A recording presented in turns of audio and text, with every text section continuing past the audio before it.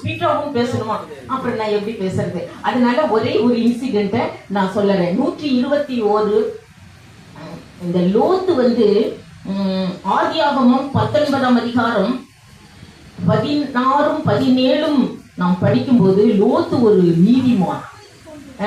Right, லோத்து ஒரு நீதிமான். பயங்கர சோதனை வந்துருச்சு. உன் தேசத்தையே அழிக்க போறேன், அதுவும் அக்னியும் கந்தகத்திலையும் வச்சு அழிக்க போறேன்னு சொன்ன உடனே ஆள் வீட்டுக்கே வந்தாச்சு. இழுத்துட்டு போறேன் வீட்டுக்கே வந்துடும் ஆளு, கவலைப்படாத. பாருங்க, லோத்து வீட்டுக்கே வந்து விட்டாரு என்று சொல்லி பாருங்கள். ஆதியாகமம் 19ஆம் அதிகாரம் 16 படிப்போம்.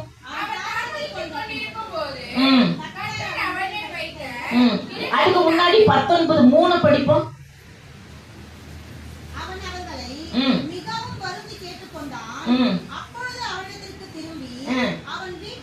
அண்டர்லைன் பண்ணுங்க, வீட்டுக்கே வந்துட்டாங்க, வீட்டுக்குள் வந்து விட்டார்கள் தேவதூதர். என்ன ஏன் வந்துட்டீங்க எங்க வீட்டுக்கு, ஏங்க வந்தீங்க?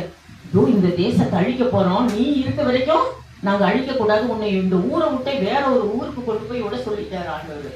அதனால நான் என்ன பண்ணிட்டேன், வீட்டுக்கே வந்து கைக்கு லேட் பண்ணிட்டு முடி கையவே பிடிச்சி இழுத்துட்டாரு.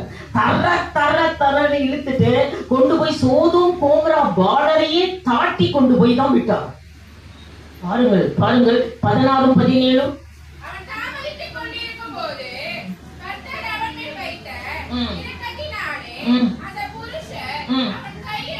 அண்டர்லைன் பண்ணுங்க, என்ன பிடிச்சு எடுத்துட்டாரு? கையவே பிடிச்சிட்டாரு. கையவே பிடிச்சு மனைவி கையையும் பிடிச்சாச்சு, அவன் 2 குமாரத்தி கையையும் பிடிச்சாச்சு. பட்டணத்துக்கு வெளியே கொண்டு போய் விட வரைக்கும் தர இழுத்துக்கிட்டே போறாரு. ஆமா, உள்ள நடக்க முடியல. ஏப்பா நடக்கிறதுக்கு டைம்ல ஓடுனாலும் ஓட முடியல, நம்மளாட்ட கால் வலி கை வலிக்கிறான். அப்போ இவனை இழுத்துக்கிட்டு தான் போகணும், வேற வழியே இல்லை. இவன் இருக்க வரைக்கும் நீ என்ன செய்ய முடியாது, இந்த தேசத்தை நாங்க அழிக்க முடியாது. தரன்னு இழுத்துட்டு கொண்டு போய் சோவாருக்கு கொண்டு போய் விட்டுட்டு அப்புறம் தான் அவர் அழித்தார். ஆதலால் இஸ்ரவேலை காக்குறது. இப்ப கொரோனா வந்துருச்சுன்னு வை, இங்க பயங்கரமா ஹையஸ்ட்ல போயிட்டு உன்னை இந்தியா விட்டு தரன்னு இழுத்து எங்கேயாவது கொண்டு விட்டுட்டு தாடிப்பார். அந்த அளவுக்கு இஸ்ரவேலை காக்கிறவர், உறங்குவதும் இல்லை தூங்குவதும் இல்லை, இஸ்ரவேலை காக்கிறவர் என்பதுதான் அவருக்கு பட்ட பெயர். அதனாலதான் இதை நான் சொல்ல வந்தேன். பாருங்கள், அநேக உபத்திரவங்களின் வழியாய் நாம் தேவனுடைய ராஜ்யத்துக்குள் போகணும். சிஸ்டர் அடிக்கடி சொல்லுவாங்க, ரொம்ப பயப்படுவாங்க, என்னங்கிறது இப்படி இருக்குதே, அதை பத்தி கவலையே படக்கூடாது. சர்ச்சை பத்தி அது அவர் வேலை, அவர் பார்த்துக்குவார். இன்னும் பாரு எப்படி பண்றாருன்னு. இந்த யானை கவுனிலேயே இதுதான் பெருசுங்கிற அளவுக்கு பண்ண போறாரு, எனக்கு தெரியாது. விசுவாசத்தோட வாக்குறுதி, பயப்படாம நாம் விசுவாசமாய் இருப்போம், அவ்வளவுதான் எனக்கு தெரியும். ஒரு பாட்டு அழகாக ஒருவர் பாடி இருக்கிறார். ஏன் மகளே இன்னும் பயம் உனக்கு,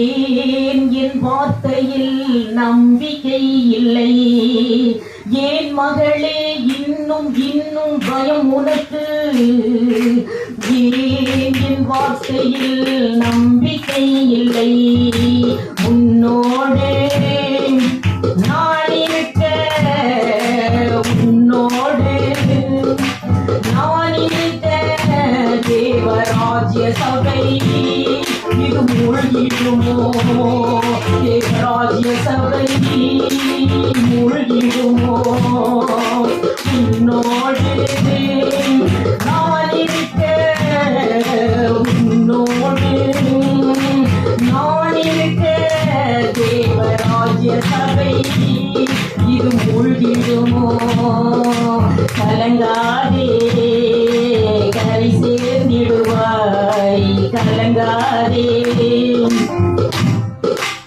ஏன் மகளே இன்னும் பயம் உனக்கு, ஏன் என் வார்த்தையில் நம்பிக்கை இல்லை, ஏன் மகளே இன்னும் பயம் உனக்கு, ஏன் என் வார்த்தையில் நம்பிக்கை இல்லை, உன்னோ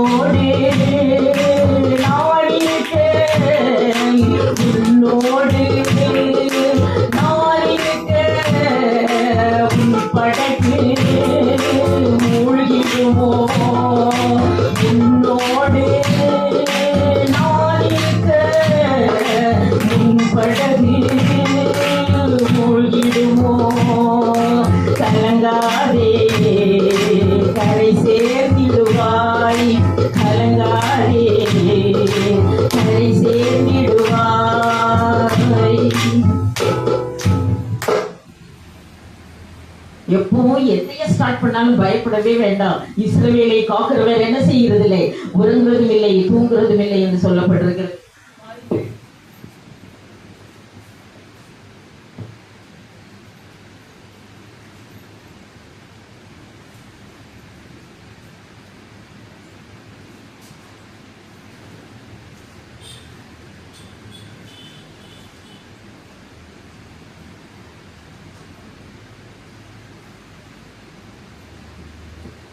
எனக்கு டைம் குறிக்கப்பட்டிருக்கிறபடினால் நேரா பாயிண்ட்ஸ் மாத்திரம் நான் நிறைய எடுத்துட்டு வந்தேன். அது சொல்ல டைம் இல்லைன்னு நினைக்கிறேன். பாருங்கள், இப்பொழுது நாம் வாழ்கிற காலம் ஒரு பயங்கரமான கொள்ளை நோயின் காலம். அதற்காக அதை மாத்திரம் அந்த கொள்ளை நோய்க்கு தப்புவதற்கு மாத்திரம் நான் சில அறிவுரைகள் சொல்ல விருப்பப்படுகிறேன். பாருங்கள், எரேமியா 23ஆம் அதிகாரம் 19ஆம் வசனத்தில் behold a viral wind of the Lord is gone forth in பழி என்று எழுதப்பட்டிருக்கிறது.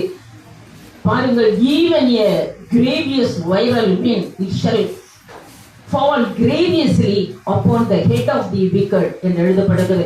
கர்த்தருடைய கடும் கோபம்தான் இந்த கொள்ளை நோயாகிய கொரோனா. வேற கர்த்தருடைய கடும் கோபமாகிய கொள்ளை நோய் காற்றிலே பரவுகிறது என்று எரேமியா 23ஆம் அதிகாரம் 19ஆம் வசனத்தில் தெளிவாக குறிக்கப்பட்டிருக்கிறது.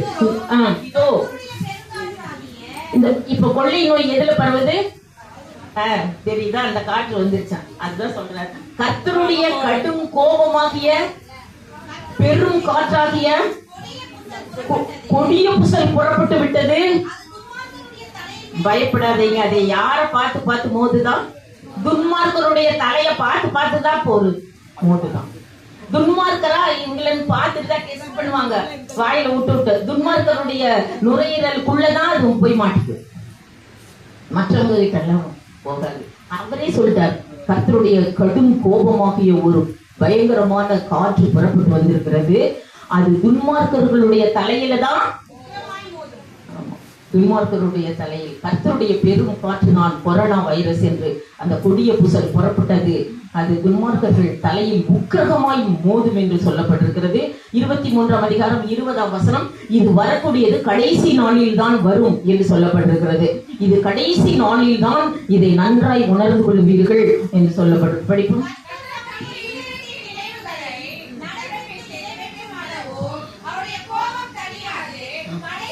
அண்டர்லைன் பண்ணுங்க, எப்ப வரும் கொரோனா வைரஸ்? ஒரு கடைசி நாட்களில் அதை நன்றாய் உணர்ந்து கொள்வீர்கள் என்று சொல்லப்பட்டிருக்கிறது. ஏனென்றால் இந்த கொரோனா வைரஸ் என்பது காற்றில் பரவும் வியாதி என்று சொல்லப்பட்டிருக்கிறது. ஏன் இந்த வைரஸ் வருகிறது, ஏன் இவைகளெல்லாம் எழுதப்பட்ட உண்மைகள், ரிட்டன் ஸ்டேட்மெண்ட் என்று எழுதப்படும். பைபிள் எழுதாம எதுவுமே வராது. என் ஊழியக்காரருக்கு வெளிப்படுத்தாமல் நான் எதையும் செய்ய மாட்டேன் என்று அவர் வாக்கு கொடுத்திருக்கிறார். பாருங்கள், ஏன் இந்த கொரோனா வருகிறது என்றால், ஒரு எரேமியா 23ஆம் அதிகாரம் 10ஆம் வசனத்தில் ஏன் வருகிறது என்றால், ஒரு தேசமானது ஒரு பாவத்தில் நிறைவு வரும்போது அந்த வைரஸ் வருகிறது. தேசம் ஒரு பாவத்தினால் நிறையும் பொழுது, என்ன பாவம் என்று சொன்னால் விபச்சாரத்தால் நிறையும் பொழுது அந்த வைரஸை அனுப்புகிறார். தேசம் விபச்சாரக்காரர்களால் நிறையும் போது அந்த பெர்சன்டேஜ் வச்சிருக்கிறார், அதுல 100 டச் பண்ணிட்டா வந்துடும். ஒரு தேசம் 100 டச் பண்ணிடுச்சு, அப்ப அந்த தேசத்தில் அந்த கொரோனா வைரஸை அனுப்புகிறேன் என்று அவர் வாக்கு கொடுக்கிறார். படியுங்கள் 23. நான் சொல்றேன், தேசம் விபச்சாரக்காரர்களால், அண்டர்லைன் பண்ணுங்க, நிறைவு வரும்போது, தேசத்திலே விபச்சாரக்காரர்களால் நிறைவு வரும் பொழுது அந்த புசல் புறப்படும் என்று சொல்லுகிறார். அந்த புசல் புறப்படுகிறது என்று சொல்லி நித்திய நிந்தை வரும். 23:40 பாருங்கள், I will bring an everlasting reproaches upon you என்று சொல்லப்பட்டிருக்கிறது. யார் இந்த கொள்ளை நோயை கொடுக்கிறது என்று கேட்டால், எண்ணாகமம் 14ஆம் அதிகாரம் 10ம் 12ம் படிப்போம். யார் இந்த கொள்ளை நோயை அனுப்புகிறது? யாரோ என்னென்னவோ சொல்றாங்க, சீனா அனுப்பிச்சு, அது லண்டன் அனுப்பிச்சு, அது அங்கிருந்து அனுப்பிச்சு, இங்கிருந்து அனுப்பிச்சு, அது அனுப்பிச்சு, இது அனுப்பிச்சு. இங்க பாருங்க யார் அனுப்புறது. படியுங்க.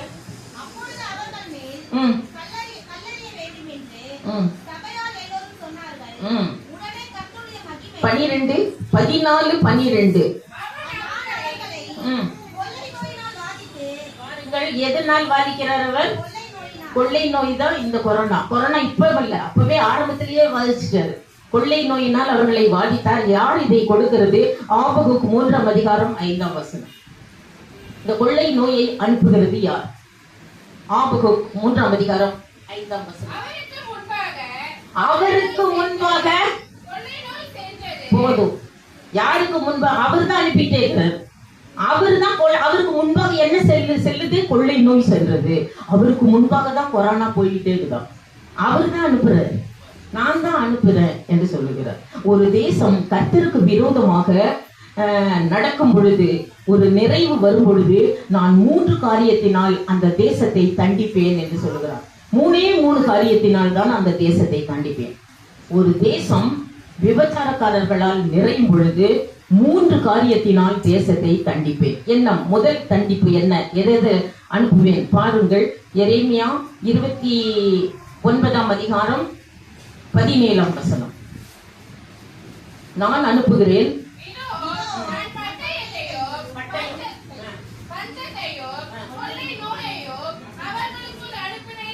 நான் அனுப்பும் போது பாருங்கள், எதை அனுப்புவாரா? 3 காரியத்தை. ஒரு தேசம் விபச்சாரக்காரர்களால் நிறையும் பொழுது நான் 3 காரியத்தை அந்த தேசத்திற்குள் அனுப்புவேன். முதலாவது என்ன? பட்டயம். 2வது பஞ்சம். 3வது அதுதான் மாட்டிட்டு இருக்கும் கொள்ளை நோயில. 3 தான் நான் அனுப்புவேன். இந்த 3 அனுப்பணும்னா தப்பருக்கும் வழி சொல்லிட்டார். வந்துருச்சுன்னா நீங்கள் தப்பிக்கொள்ளுவதற்கும் அவர் வழி உண்டாக்கி வைத்திருக்கிறார். எல்லாவற்றுக்கும் தப்ப என்று சொல்றார். அவர்கள் இந்த அப்படி நான் அனுப்பும் பொழுது, தேசம் சர்வசங்காரம் செய்யப்படும் பொழுது 3 புருஷர்களை ஞாபகப்படுத்துறார். இந்த பைபிள் ஹிஸ்டரியிலேயே 3 பேரை தான் ஆண்டவருக்கு ரொம்ப பிடிக்கும். 3 பேர். எத்தனை பரிசுத்தவான்கள் இருக்கிறார்? ஏசாயா, எரேமியா, ஆபிரகாம், ஈசாக்கு, யாக்கோபு, 3 பிதாக்கள், எத்தனையோ பேர். பவுல்ல இருந்து வச்சுக்கோங்க. யாரை விட இந்த 3 பேர் புருஷர்களை மாத்திரம் அங்கு குறிப்பிட்டு சொல்லிருக்கிறார். இந்த 3 புருஷர்கள் நான் கொள்ளை நோயை அனுப்பும் பொழுது அந்த தேசத்தில் அவர்கள் குடியிருப்பார்களானால் அவர்கள் தப்பி விடுவார்கள் என்று சொல்லுகிறார். அவங்களை அழிக்கவே அழிக்காதான். பட்டயம் வந்தாலும் அழிய மாட்டாங்களாம், பஞ்சம் வந்தாலும் அழிய மாட்டாங்களாம், கொள்ளை நோய் வந்தாலும் அவங்கள சாகடிக்கவே முடியாதான். அந்த 3 பேர் மாத்திரம். யார் யார் அந்த பேர் சொல்லுங்க, படிப்போம். எசேக்கியேல் 14ஆம் அதிகாரம் 13, 14, 16.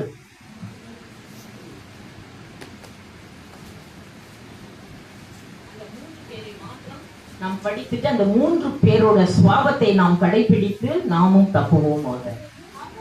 அப்பொழுது நான் கொள்ளை நோயை அனுப்பும் பொழுது, அப்பொழுது நோவா, அண்டர்லைன் பண்ணி, நோவா, தானியேல், யோபு என்ற 3 புருஷரும் அதன் நடுவில் குடியிருக்கும் பொழுது தங்கள் நீதியினால் தங்கள் ஆத்துமாவை தப்ப பண்ணுவார்கள். படி, தப்ப பண்ணுவார்களே தவிர சொல்லுகிறார் 16.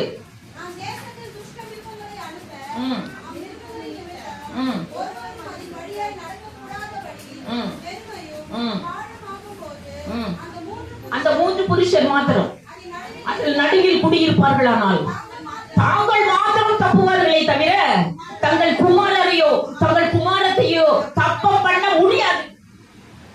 மனைவியையும் தப்ப பண்ண தாங்கள் மாத்திரம் தப்புவார்கள். அண்டர்லைன் பண்ண, தாங்கள் மாத்திரம். யார் இந்த புருஷர்கள்?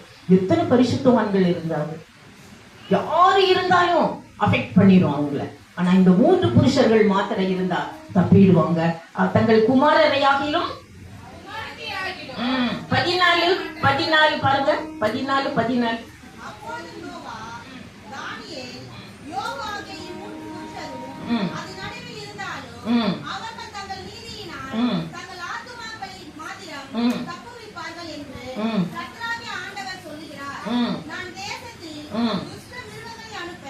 பதினாறு 18 படிங்க.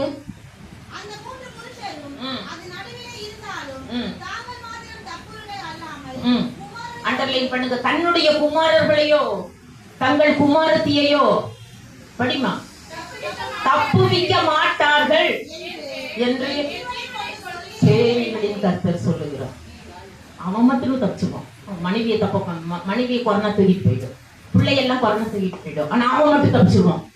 இந்த 3 பேர் தான் அதனால அந்த 3 பேரை மாத்திரம் அவ்வளவு பிடிக்கும் ஆண்டவருக்கு. கொள்ளை பட்டை அனுப்புனாலும் தப்பிச்சிருவாங்களாம், பஞ்சத்தை அனுப்புனாலும் தப்பிச்சிருவாங்களாம், கொள்ளை நோய் அனுப்புனாலும் தப்பிச்சிருவாங்க. இப்ப நம்ம கொள்ளை நோய்க்கு தப்பணும். அப்ப இந்த 3 புருஷரை தான் பிடிக்கணும். நம்ம இந்த 3 புருஷர் என்ன செய்தார்கள், எப்படி வாழ்ந்தார்கள்ங்கிறத ஒரு சில நிமிஷங்கள்ல நான் கொள்ளை நோயை அனுப்பும் போது இவைகளை போல வாழ்ந்தாள் என்று சொல்லப்பட்டிருக்கு. தானியேலை பற்றி அதை குறித்து வைத்துக் கொள்ளுங்கள். யோபு, தானியேல், தாவீதை விட எல்லா பரிசுத்தவான்களை விட அவங்கள கூட அஃபெக்ட் பண்ணிருக்க மாட்டேங்குது இந்த கொரோனா. ஆனா இந்த 3 பேரை அஃபெக்ட் பண்ணவே பண்ணாதான். அதுல மெயின் தானியேல். தானியேலை பற்றி படிக்கும் போது தானியேல் பயங்கரமான ஜெப வீரர். இந்த உலகத்தின் எதிர்காலம் என்ன என்று சொன்னால், மத்தேயு படிக்க வேண்டாம், குறித்து வைத்துக் கொள்ளுங்கள். இந்த உலகத்தின் எதிர்காலம் என்னவென்றால் மத்தேயு 24ஆம் அதிகாரம் 7, 8, 9, 10, 11, 12 மிகுந்த உபத்திரவம் இந்த பூமிக்கு உண்டாகும் என்றார். மிகுந்த உபத்திரவம். அப்பொழுது லூக்கா 21ஆம் அதிகாரம் 36 வசனம், அதற்கு தப்புவதற்கும் தேவன் வழி சொல்லி இருக்கிறார். பாருங்கள், மிகுந்த உபத்திரவத்திற்கு தப்பணும்னா என்ன செய்யணும்? 21:36 லூக்கா. எப்போ? இனி அதுக்கு முந்தின வசனமும் படிமா. ஆகையால் இனி சம்பவிக்க போகிற இவர்களுக்கு எல்லாம் நீங்கள் தப்ப என்ன செய்யணும்?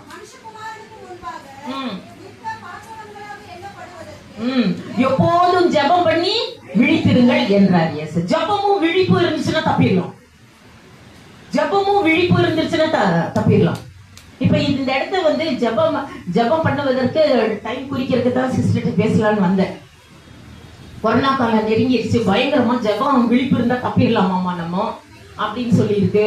அதனால ஜெபமும் விழிப்பு தான் தப்புகிறது என்று இயேசு சொன்னார். தானியேல் என்ன செய்தார்? அவர் பயங்கரமான ஜெப வீரர் என்று சொல்லப்பட்டிருக்கிறது. தானியேல் 6ஆம் அதிகாரம் 10ஆம் வசனத்திலே அவருக்கு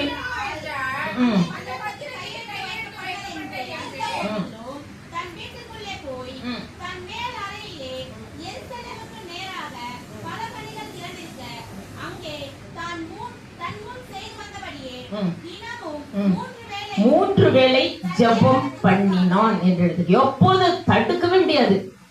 நம்மளும் என்ன பண்ணிடணும்? 3 வேளை ஜெபம் குறிச்சுக்கலாமே. 3 வேளை ஜெபம் பண்ணலாம், டைம் குறிச்சுக்கோங்க. அது எந்த டைமோ தெரியாது. தானியேலை போல நம்ம வாழ்ந்தா தப்பிடலாம்.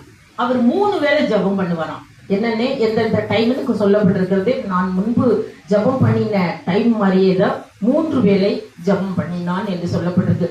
ஜெபமும் விழிப்பும் இருந்தால் தப்பிடலாம் என்று 6ஆம் அதிகாரம் 10ஆம் வசனத்திலே கர்த்தரின் கட்டளையை அவன் நிறைவேற்றின தானியேல். 9ஆம் அதிகாரம் 21.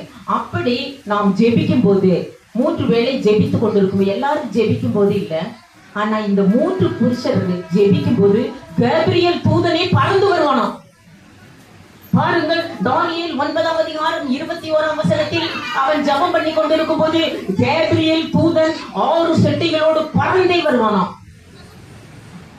நாமும் அந்த ஜெப வேலை குறிப்பிட்டு 3 வேளை ஜெபம் பண்ணும்போது திடீர்னு கேப்ரியல் பறந்து வந்தாலும் பறந்து வந்துடுவாங்க. அப்புறம் எஸ்தர் கோமதி சிஸ்டர் எல்லாரும் சொல்லுங்க, சிஸ்டர் என் வீட்டுக்கு தூதம் வந்தா நான் பார்த்தேன். 3 வேளை ஜெபம் தான். படியுங்கள். அப்பொழுது நான் ஜெபம் பண்ணி கொண்டிருக்கும் போது கேப்ரியல் வேகமாய் பறந்து வந்தான். போதும் பாருங்கள், ஜெபம் பண்ணும்போது கேப்ரியலே பறந்து வருவானா, அது வேகமா பறந்து வருவானா. அதனால 3 வேளை ஜெபித்த உடனே அவன் சிங்க கெபியிலே போட்ட உடனே சிங்கமே அவனுக்கு பேராதரவாக இருந்தது. யாருமே இல்ல, மிருகமே பேராதரவாக இருந்தது. நான் ஒன்னும் பாதுகாத்துக்கிறேன் அப்படின்னு இருந்துச்சு. பாருங்கள், இவன் சத்துருக்களை மிருகங்களை தின்றது என்று 6ஆம் அதிகாரம் 24. தானியேல் 6ஆம் அதிகாரம் 24. நாம் பயப்படவே வேண்டாம். 3 வேளை ஜெபம் பண்ணா போதும். தானியேலை சத்துருக்களை சிங்கமே தின்றது. 120 தேசாதிபதிகள், அவர்கள் மனைவிகள், அவர்கள் பிள்ளைகள் அத்தனை பேரையும் சிங்கமே தின்றது. சிங்கங்கள் அவர்கள் எலும்புகளை நொறுக்கிவிட்டது. 24 படிப்போம்.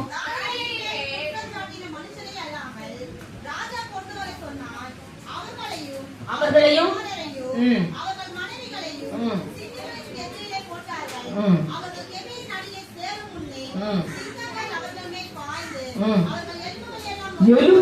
எலும்பெல்லாம் நொறுக்கி விட்டது. அப்பதான் சத்துருக்கு பயப்படவே வேண்டாம். அது ஆட்டோமேட்டிக்கா எந்த சிங்கம் திங்குமோ தெரியாது அவங்கள.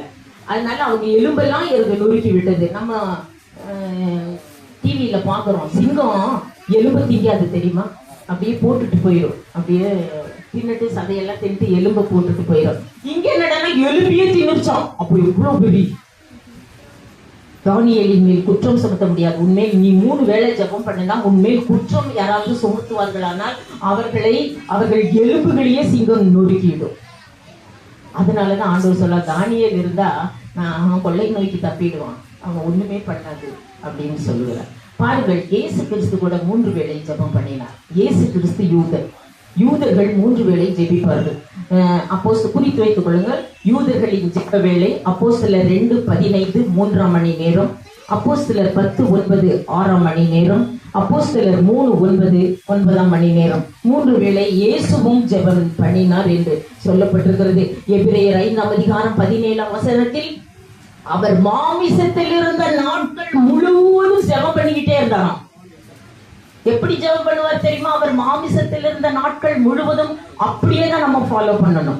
படியுங்கள், எபிரேயர் 5:17. நாமும் மாமிசத்தில் இருக்கிற காலம் முழுவதும் இயேசுவை போலதான் ஜெபிக்கணும். எப்படி ஜெபம் பண்ணினார் அவர்?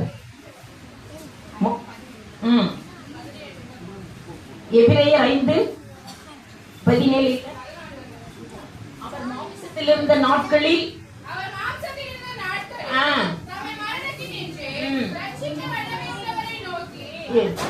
எப்படி ஜெபிப்பாரு?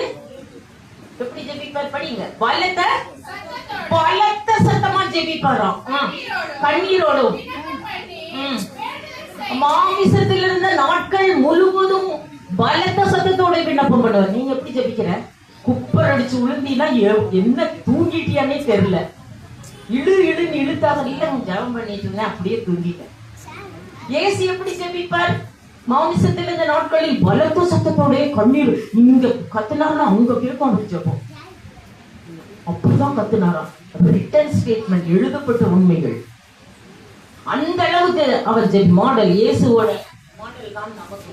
அவரும் காலையில 3 வேளை ஜெபம் பண்ணினார். அதிகாலை மார்க் 1:37 யூதன் 3 வேளை கரெக்டா ஜெபம் பண்ணார். அதனாலதான் அவர் கொண்டு குழியில வச்சாங்க.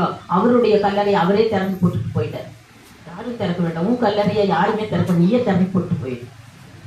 அவர் நான் செய்த கிரிகளை தானும் செய்வான், இதை விட பெரிய கிரியைகளை கூட செய்வான் என்று சொன்னார்.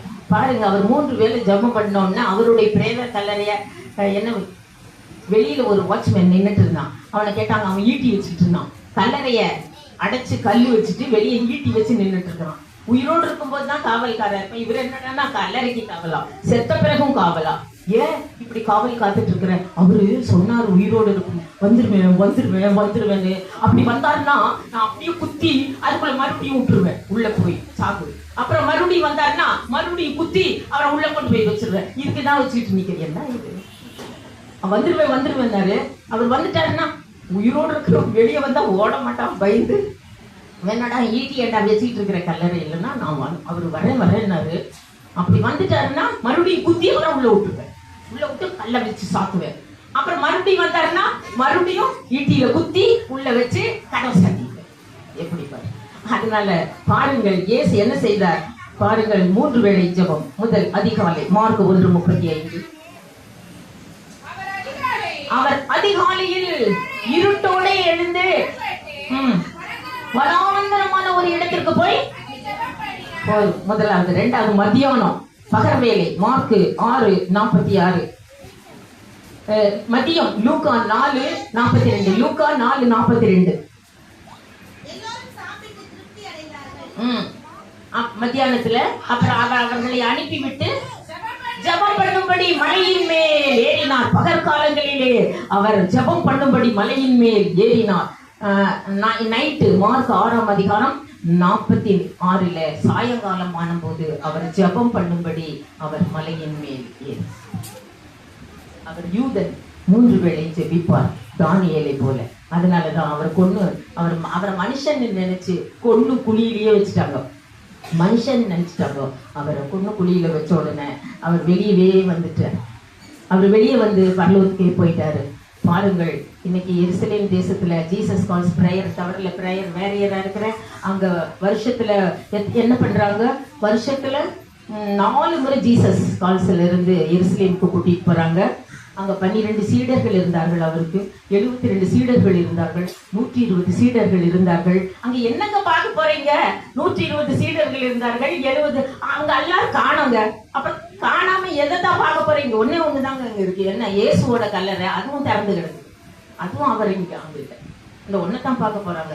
சரி, இந்த 120 சீடர்களுக்கு கல்லறையே இல்லையா, தெரியலையே, கல்லறையே இல்ல, செத்தாங்களா தெரியலையே, இல்ல உயிரோட ஏனோ மாதிரி போயிட்டாங்களா தெரியலையே, ஒண்ணுமே இல்ல, டோமும் இல்ல. இந்த பேதுருவோட டோம்னு எழுதி இருக்குதாங்க எங்காவது, பேதுருவை இங்குதான் நாங்கள் அடக்கம் பண்ணி இருக்கிறோம் எங்காவது இருக்குதா? 120 சீடர்களும் காணவில்லை. என்ன, நாங்க செத்தாங்களா இல்ல உயிரோட பரலோகத்துக்கு போய் விட்டார்களா? இயேசு மாதிரியே போயிட்டாங்க. பாருங்கள், இயேசு கிறிஸ்து உள்ள வச்சோன்னு வெளியே வந்துட்டாரு. இந்த காவலனுக்கு தெரியவே இல்லை அவர் வந்தது. எப்படின்னா 3 நாள் கழிச்சுதான் மரியாள் போகிறார். போயிட்டு தோட்டக்காரன் நினைச்சுக்கிட்டு அவர் வெளியே நிற்கிறார். எங்க வச்சீங்க தூக்கிட்டு போறேன் அப்படின்னு கேட்டதுக்கு அவர் என்ன சொன்னார், தோட்டக்காரன் நினைச்சு மரியாதைன்னு கூப்பிட்டு, புனி போதகிற எப்ப வெளியே வந்த, நீ தான் 3 நாள் கழிச்சு வர, நான் அப்பவே வந்துட்டேன். எப்போ? அப்பவே வந்துட்டேன் நான் எப்போ வந்துட்டேன், நீ தான் வந்து 3 நாள் கழிச்சு எங்க சுத்த. யாரும் கொல்ல முடியாத உங்களுக்கு மரணம் அவர்களை ஆண்டு கொள்ளுவது இல்லை. 3 வேளை ஜெபம், அந்த 3 வேளை ஜெபத்தை நாம் தொடரும் போது தானியேலிடமிருந்து அதைத்தான் நாம் கற்பிக்கிறோம். பாருங்கள், காலை மார்க் 1:35, இயேசு மதியம் லூக்கா 4:42, மாலை மார்க் 6:46.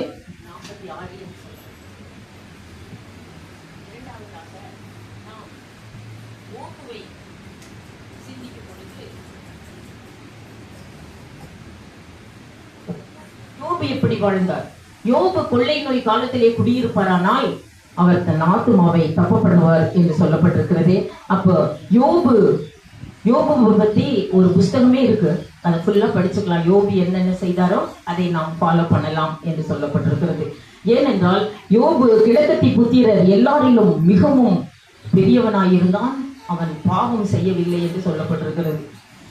யோபு போல வாழணும்னா ஒரே ஒரு ஷார்ட்டா சொல்றேன், ஒரே ஒரு லைன்ல. யோபு 1ஆம் அதிகாரம் 3ஆம் வசனம், அவனுக்கு எவ்வளவு ஒட்டகம் இருந்தது? 7000 ஒட்டகம், ஆடுகளும் 3000 ஒட்டகமும் 500 ஏர் மாடு 500 கழுதை. பாருங்க, 7000 ஆடு, 3000 ஒட்டகம், 500 ஏர் மாடு, 500 கழுதை. கிழக்கத்தில் புத்திரர் எல்லாரிலும் அவன் பெரியவனாயிருந்தான். ஒருத்தன் வந்து சொல்றான், 7000 ஆடியும் சபையை ஓட்டிட்டு போயிட்டாங்க, தோத்திரம் என்றான். நீயும் என்ன சொல்லணும்? அதை வேற சொல்லணும். இந்த கொள்ளை நோய்க்கு தப்பணும்னா நீ அப்படிதான் சொல்லணும், வேற வழி இல்லை. என்ன, யோபு கிட்ட ஒருத்த ஓடி வந்து சொல்றான், உன்னோட 7000 ஆடுகளும் ஒருத்தன் சபையர் வந்து தூக்கிட்டு ஓடிட்டான், தோத்திரம் என்றான். இன்னொருத்தன் ஓடி வரான், 3000 ஒட்டகத்தையும் சபையர் சாச்சிட்டு ஓடி போயிட்டாங்க, ஸ்தோத்திரம் என்றான். அடுத்தது 500 ஏர் மாடு, அதையும் தூக்கிட்டு ஓடிட்டாங்க ஒருத்தன், ஸ்தோத்திரம் என்றான். 500 கழுதை, அத்தனையும் தூக்கிட்டு போயிட்டாங்க, ஸ்தோத்திரம் என்றான். அடுத்தது ஒருத்தன் ஓடி வரான், உனக்கு எத்தனை பிள்ளை? 10 பேரும் சேர்த்து போயிட்டான், ஸ்தோத்திரம் என்றான். பாருங்கள், அவன் என்ன சொல்லுகிறான்? இந்த நிலைமைக்கு அவன் தள்ளப்படுகிறான். அவன் பாவம் செய்யாமல் என்ன சொல்லுகிறான்? யோபு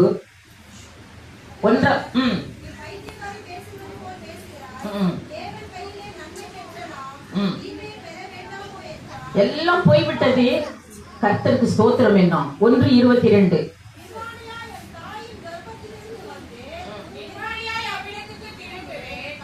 அண்டர்லைன் பண்ணுங்கள். கர்த்தர் கொடுத்தார், கர்த்தர் எடுத்தார், அவர் நாமத்துக்கு ஸ்தோத்திரம் என்றார். கொடுத்தால் ஸ்தோத்திரம் நமக்கு, எடுத்தால் ஆத்திரம். ஆனால் இவன் கொடுத்தாலும் ஸ்தோத்திரம், எடுத்தால் கர்த்தர் ஸ்தோத்திரம் என்றான். இந்த நிலைமைக்கு அவன் தள்ளப்படுகிறான். உனக்கு கொடுத்தாலும் ஸ்தோத்திரம் சொல்லு, எடுத்தாலும் ஸ்தோத்திரம் சொல்லு. அப்பொழுது கர்த்தரிடம் ஒரு சர்டிபிகேட் கிடைத்து விட்டது அவனுக்கு. பாருங்கள் என்ன சொல்லுகிறார், என் தாசனாகிய யோபு பேசினது போல நீங்கள் ஒருவரும் பேசவில்லை என்று சொல்லுகிறான். 10 பிள்ளைக்கும் ஒரே நாளில் சமப்பட்டு என்று சொன்னார்கள். 1:21 பாருங்க, 1:21.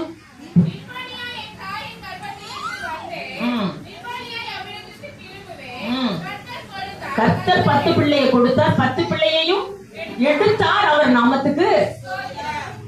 கொடுத்தாலும் ஸ்தோத்திரம் சொல்லி, எடுத்தாலும் ஸ்தோத்திரம் சொல்லி, ஸ்தோத்திரம் செய்தலே தகும் என்று. அப்பொழுதுதான் நம்ம என்ன செய்ய முடியும்? இந்த கொள்ளை நோய்க்கு நம்ம தப்ப முடியும். அவன் அப்படி சொன்னான். யோபு 42ஆம் அதிகாரம் 7ஆம் வசனம். கர்த்தர் ஒரு சர்டிபிகேட் கொடுக்கிறார்.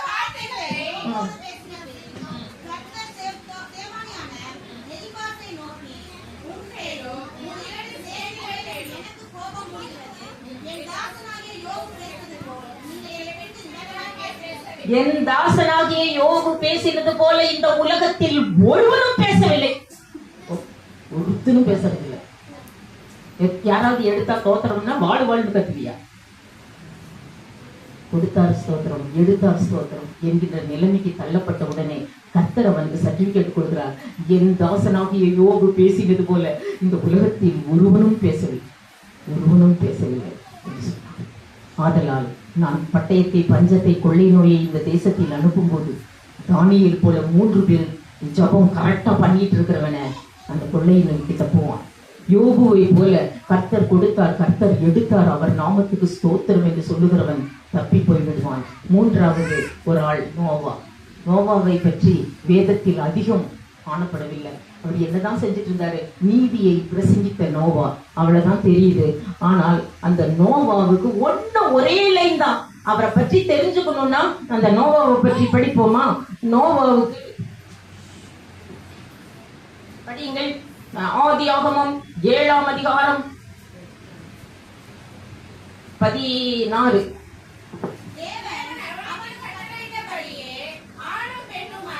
ஆதியாகமம் 6ஆம் அதிகாரம்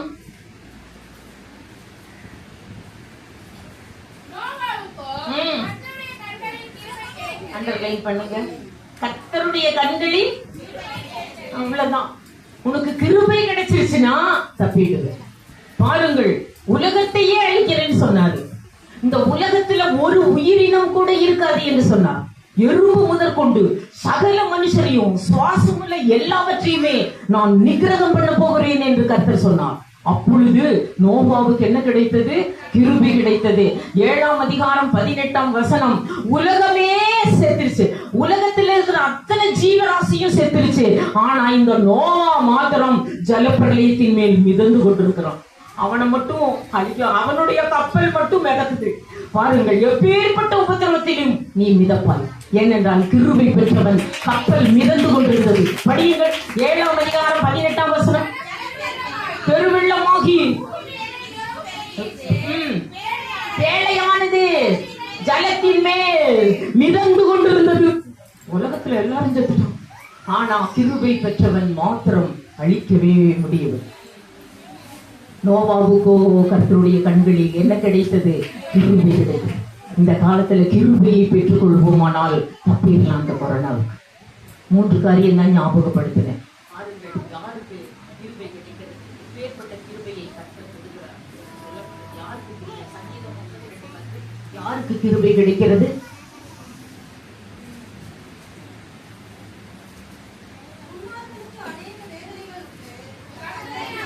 அண்டர்லைன் பண்ணுங்க. கர்த்தரை நம்புகிறவரையோ கிருபை சூழ்ந்து கொள்ளும். அவ்வளவுதான்.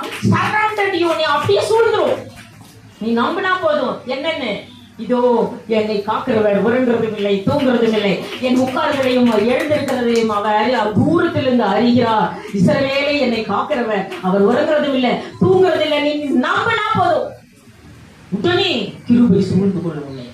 Surrounded you. எப்பேற்பட்ட கிருபை! 103ஆம் சங்கீதம் 11ஆம் வசனம். அவ்வளவு பெரிய கிருபை உன்னை சூழ்ந்து கொள்ளும். நம்பினால் போதும். கர்த்தரை நம்புகிறவனையோ பூமிக்கு வானம் எவ்வளவு உயரமாய் இருக்கிறதோ அவருடைய கிருபை அவ்வளவு பெரிதாய் இருக்கிறது. வானத்தை அண்ணாந்து பாத்துக்கோ. வெளியே போயிட்டு அடிக்கடி வானத்தை அண்ணாந்து பாரு. ஐயோ, இவ்வளவு பெருசா கிருபை நம்மளுக்கு கிடைச்சிருக்குல்ல. வானத்தை அண்ணாந்து பாருங்கள், எவ்வளவு பெருசு. இன்னைக்கு கண்டுபிடிக்க முடியல விஞ்ஞானிகள். ராக்கெட் அனுப்புனா போய்கிட்டே இருக்கலாம், கண்டே பிடிக்க முடியலையா. அவ்வளவு தூரம் நமக்கு கிருபையை கொடுக்கும். பூமிக்கு வானம் எவ்வளவு உயரமா இருக்கிறதோ அவ்வளவு உயரமா. லூக்கா 1ஆம் அதிகாரம் 28. கேப்ரியேல் தூதன் பறந்து வந்து மரியாளை பார்த்து என்ன சொல்லுகிறார்? படியுங்கள். கிருபை பெற்றவளே வாழ்க. போதும், வாழ்க. நீ வாழ்ந்துகிட்டே இருப்ப, எங்கேயும் சாகடிக்கவே முடியாது. பட்டை வந்தாலும் சாக மாட்டேன், பஞ்சம் வந்தாலும் சாக மாட்டேன், கொள்ளை நோய் வந்தாலும் சாக மாட்டேன். வாழ்க. நானா சொன்னேன், கௌப்ரியல் தூதன் பறந்து வந்து சொல்றான், கிருபை பெற்றவளே நீ வாழ்க. மற்றவங்க வாழவே முடியாது, கிருபை பெறாதவர்கள் வாழவே முடியாது. ஏனென்றால் பாவத்துக்குள் மரணம் இருக்கிறது, அதே போல கிருபைக்குள் ஜீவன் இருக்கிறது. பாருங்கள், பாவம் செய்கிற ஆத்துமா சாகும். பாவத்துக்குள் என்ன இருக்கிறது? ரோமர் 6:23. ஏன் பாவம் செய்யாத பாவம் செய்யாத, அதுக்குள்ள மரணம் ஒழிச்சிட்டு இருக்கிறது உனக்கு தெரியாது. போதும், பாவத்தின் சம்பளம் தேவனுடைய கிருபை வரமோ, பாவத்தின் சம்பளம் மரணம். தேவனுடைய கிருபைக்குள்ள என்ன இருக்கிறது? நித்திய ஜீவன் உள்ள இருக்குது. அதனால நீ வாழ்ந்துகிட்டே இருப்ப, சாகவே மாட்டேன். கிருபை கொடுத்துட்டாருன்னா ஜீவனை கொடுத்துட்டாருன்னு அர்த்தம். சாதாரண ஜீவன் இல்ல, நித்திய ஜீவன். அங்க என்ன போட்டிருக்கு? கிருபைக்குள்ள என்ன இருக்குது? அழியாமை நித்திய ஜீவன் இருக்கு. அதனால கிருபை பெற்றுக் கொள்ளுங்க. கிருபை அது ஒரு தடவை கொடுத்துட்டா, சங்கீதம் 23:6 எவ்வளவு நாள் இருக்கும் தெரியுமா? ஒரு தடவை கர்த்தர் கிருபை கொடுத்து விட்டால் எவ்வளவு, என் ஜீவன் உள்ள நாளெல்லாம் கிருபை என்னை தொடர்ந்து வந்து கொண்டே இருக்கும். பயப்படவே வேண்டாம், என் ஜீவன் உள்ள நாளெல்லாம் கிருபை தொடரும். பாருங்கள், நம்மளை வாழ வைக்கும் கிருபை என்று சொல்லப்பட்டிருக்கிறது. நம்மை வாழ வைக்கும் கிருபை, அதை நோவா பெற்றுக்கொண்டார். கிருபை பெற்றவன் மாத்திரம், உலகத்துக்கே உபத்திரவம் வரும் பொழுது இந்த கிருபை பெற்றவன் மாத்திரம் மிதந்து கொண்டிருக்கிறான். பயங்கர வெள்ளத்துக்கு தப்பினான். 6660 அடி உயரம் வெள்ளம் வந்துருச்சான் பூமியில. தொட்டப்பட்ட சிகரம் வந்து, நான் அங்கதான் பிறந்தேன், ஊட்டி. அங்க போட்டிருக்குது தொட்டபெட்டா சிகரம் 6600 feet height from sea level. ஆனா நோவா, அது வந்து நோவா காலத்து சுனாமி எப்படி வந்தது? நமக்கு வந்த இப்போ மெரினா பீச்ல நம்மளுடைய 6 அடி தான் அடிக்கணும். அந்த சமுத்திர அலை 6 feet தான் வரும். 6ல இருந்து 8 அடி தான் இருக்கும். இப்ப போய் பாத்தீங்கன்னா, அன்னைக்கு தான் எனக்கு நியூஸ் போட்டாங்க என்னோட சாட்லயே. நான் சொல்லவே இல்லை, நின்னுட்டேன். இவர் வந்து சொல்றாரு, வந்து என்னமோ ரேடியோ நிலையத்தையே தகர்த்தாமே கடல். அன்னைக்கு நியூஸ் போகவே இல்லை, சொல்லவே இல்லை, நியூஸ் படிக்கிறவங்களே போகல. அப்போ எத்தனை அடி வந்துச்சு தெரியுமா? 80 அடி வந்துச்சான். நம்ம சுனாமி 80 அடி. 8 அடி வர வேண்டியது 80 அடி வந்துச்சான். நோவா காலத்து சுனாமி எவ்வளவு வந்துச்சான்? தொட்டபெட்டா 6660 அடி. நோவா காலத்து சுனாமி மலைகள் எல்லாம் மூழ்கி அதுக்கு மேல 15 அடியும் நின்னுச்சா. படியுங்கள், ஆதியாகமம் 7ஆம் அதிகாரம் 19, 20. அந்த வெள்ளத்தின் உயரம் என்ன? படியுங்கள்.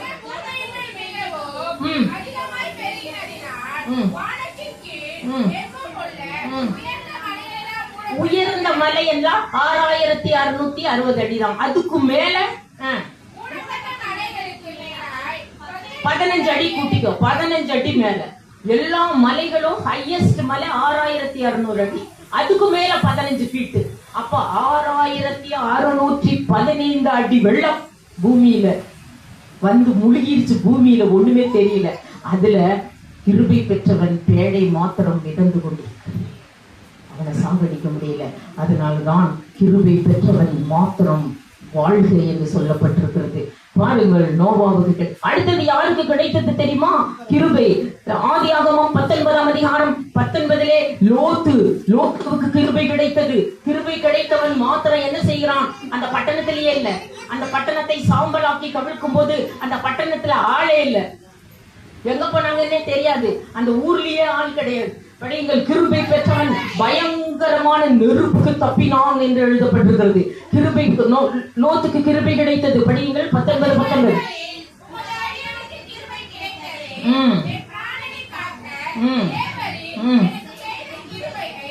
பயங்கரமான நெருப்புக்கு அவன் தப்பினான். இதையெல்லாம் சொல்லிட்டே போக 15 பேரை கொண்டு வந்து என் டைம் முடிஞ்சிருச்சு. கிருபை கிடைத்தது தெரியுங்களா? அவபக்தியுள்ள மனுஷரை எல்லாம் சாம்பலாக்கி கவிழ்த்து கொண்டிருக்கும் போது கிருபை பெற்றவன் ஓடி போனான். அந்த தேசத்திலேயே இல்ல.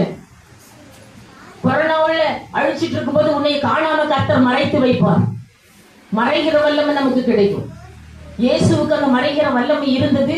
அதை தம்முடைய சீடர்களுக்கும் கொடுத்தார், நமக்கும் கொடுத்திருக்கிறார். இயேசு கிறிஸ்துவை சிலுவையில் கொல்லுவதற்கு முன்பதாகவே அவரை கொன்று போடலாம் என்று 3 முறை தீர்மானித்தார்கள். ஒரு இடத்துல பிரசங்கம் பண்ணிட்டு இருந்தாரு. பிரசங்கம் பண்ணிட்டு இருக்கும்போது பக்கத்துல வந்துட்டாரு. இப்ப அடிச்சு கொண்டுடலாம் அவருன்னு கீழே போட்டு கல்ல எடுத்து அடிச்சிடலாம். நானா பெரிய கல்ல தூக்குனானா பக்கத்துலதான் நிக்கிறாரு. கீழே குமிஞ்சு கல்ல எடுத்துட்டு இப்படி ஆழத்தின ஆழகணும் மறைஞ்சிட்டு 12வது தெருவில் போய் நின்று பேசிட்டு இருக்கிறாராம். மறைஞ்சிட்டு மறைகிற வல்லமை இருந்தது இயேசுவிடம், நமக்கும் அதை வேதம் கொடுத்திருக்கிறார். 2வது, அதை சொல்ல எனக்கு டைமும் இல்லை நேரமும் இல்லை. 2வது, இயேசுவை உயர்ந்த மலைக்கு கூட்டிட்டு போய் ஒரே தள்ளி விட்டுடலாம்னு நினைச்சாங்க. அதே மாதிரி உயர்ந்த மலைக்கு கூட்டிட்டு போயிட்டாங்களாம். கூட்டிட்டு போய் மலை மேல உச்சியில போனன்னு இப்படி ஒரு தள்ளான்னு இப்படிங்கிறாரு ஆளக்கண்ணமா. மறைந்தார். அவர் கண்களுக்கு முன்பாக தான் போறாரு, கண்ணு தெரியல. அப்படிதான் மறைகிற வல்லமையை நமக்கு கொடுக்கிறார் அவர். அவபக்தி உள்ள மனுஷரை எல்லாம் சாம்பலாக்கி கொண்டு இன்னைக்கு இருக்குது சோதோம் கோமரா. நெட்ல பார்த்தோம்னா எல்லாம் சாம்பல், பயங்கரமான அக்னியும் அந்த கண்டகத்தை எடுத்து பத்த வைக்கிறாங்க. 1000 டிகிரி காமிக்குது. நெட்ல பாக்குற சாதாரண கண்டகத்தை அப்படி பத்த வைக்கிறாங்க, 200 டிகிரின்னு காமிக்குது. நம்ம நாட்டில் இருக்கிற கந்தகம் அந்த எலும்புக்குள்ள அந்த சோதோம் கோமராவுல சாம்பலாகி கிடக்குது. அதுல இருந்து ஒரு எலும்பு அதை எடுத்தா டபக்குன்னு உடையுது. அதுக்குள்ள ஒரு கந்தகம் இருந்துச்சு. அந்த கண்டகத்தை எடுத்து பத்த வச்சு பார்த்தா 1000 டிகிரின்னு காமிக்குது. அப்போ அவபக்தி நிறைந்த மனிதர்களை சாம்பலாக்கும் போது கிருபை பெற்றவன் அந்த ஊர்லயே இல்ல, அவன் ஓடி போனான். யாராருக்கோ 15 பேருக்கு கிருபை கிடைத்தது. ஆனால் நமக்கு கிருபை கிடைக்க வேண்டும் என்றால் ஒரே ஒரு வழியை மாத்திரம் நான் சொல்லுகிறேன். யாருக்கு கிருபை கிடைக்கிறது என்று சொன்னால் யாக்கோபு 4:6 அவர்களுக்கு தான் கிருபை கிடைக்கும்.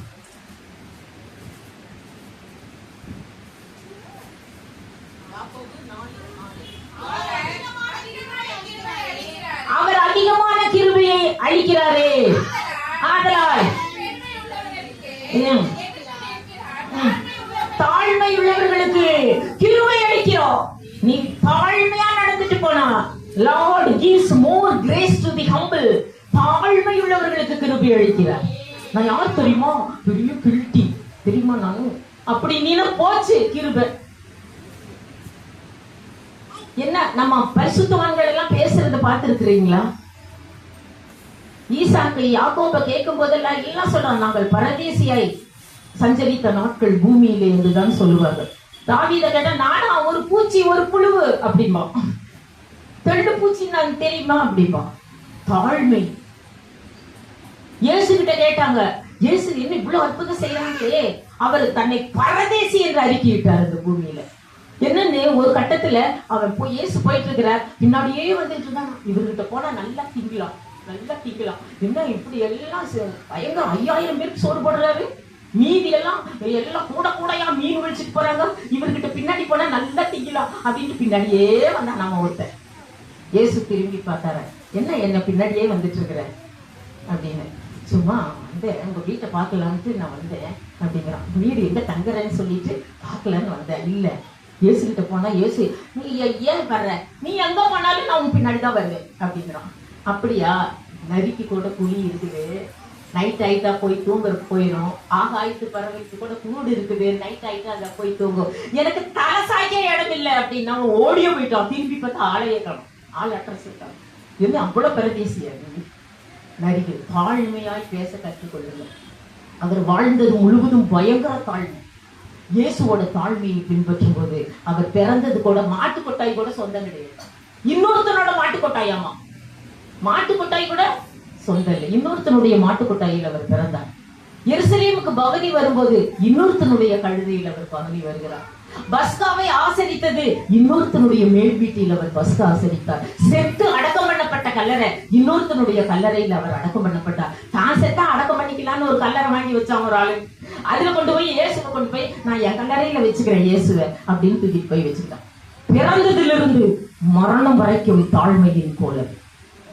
மாடுகள் தான் அவருக்கு முதல் தோழர்கள், கள்ளர்கள் தான் அவருக்கு கடைசி தோழர்கள். கண்ணை திறந்து பார்த்தா மாடுதான் கத்துது மேன்னு. மாடுகள் தான் அவருக்கு முதல் தோழர்கள். சாகும் போது 2 கள்ளம் கட்டிட்டு கிடக்கிறான். சாகும்போது கள்ளர்கள் தான் அவருக்கு கடைசி தோழர்கள். பாருங்கள், பிறந்தோட வைக்கோல் தான் முதல் தலையணை, முள்முடிதான் அவருக்கு கடைசி தலையணை. அடிமை போல சீலையை கட்டிக்கொண்டு அன்பர்களின் பாதங்களை கழுவி கொண்டு, ஒரு சீல துணியை எடுத்து இடுப்புல கட்டிக்கிட்டு அன்பர்களின் பாதங்களை அவர் கழுவி கொண்டிருந்தார். எனக்கு டைம் இல்லாதனால் தாழ்மையாய் நடந்து கொள்ளுங்கள், தாழ்மையாய் பேசுங்கள். எங்க அம்மா தான் திட்டும், இவளை இவ்வளவு படிக்க வச்சு ஏன் நான் இவ்வளவு மேல போறேன். இப்போ லுத்தரன் சர்ச்சில் ஏன் கொடுக்குறாங்க, எனக்கு லுத்தரன் சர்ச்சில் பேனர் போட்டுக்கிட்டு இருக்கிறோம், வந்து நீ பேசு. ஏன் லுத்தரன், சிஎஸ்ஐ, இசிஐ 1000வது திருச்சபையில எல்லாம் ஏன் என் கால் போய் நிற்கலாயிற்று? காரணம் என்ன தெரியுமா? தாழ்மை. ஏன் என்ன தாழ்மை? இதுதான் தாழ்மை. எங்க அம்மா கத்திட்டு இருக்கோம், எப்ப பார்த்தாலும் யானை கவனி, பன்னி கவனி, நாய் கவனியில எங்க சுத்துறாளோ என் புள்ள, இவளை எம்ஏ படிக்க வச்சேன், எம்காம் படிக்க வச்சேன். அம்மா ஆமாம்மா இப்படிதான் புடவையை தூக்கிட்டோம், அப்படிதான் மலையில அப்படி போவாமா, நான் அடப்பாவி இதுக்காக உன்னை படிக்க வச்சேன் அப்படி கேட்கும். நானும் ஏதாவது ஒரு பன்னி கவனியில போய் கத்திட்டு கிடப்பாங்க. தாழ்மை உள்ளது. அடுத்தது எடுக்கிற மேல பந்து எந்த அளவுக்கு கீழே அடிக்கிறோமோ அந்த அளவுக்கு உயரும். இப்படி ஜம்ப் பண்ணும். தாழ்மை உள்ளவர்களிடம் தங்கிட்டு வைக்கிறது. கிருபை கிடைச்சிருச்சு, அழிக்க யாராலும் முடியாது. தாழ்மையுள்ளவரிடம் தங்கிடுதே கிருபை, தாழ்மையுள்ளவரிடம் தங்கிடுதே கிருபை.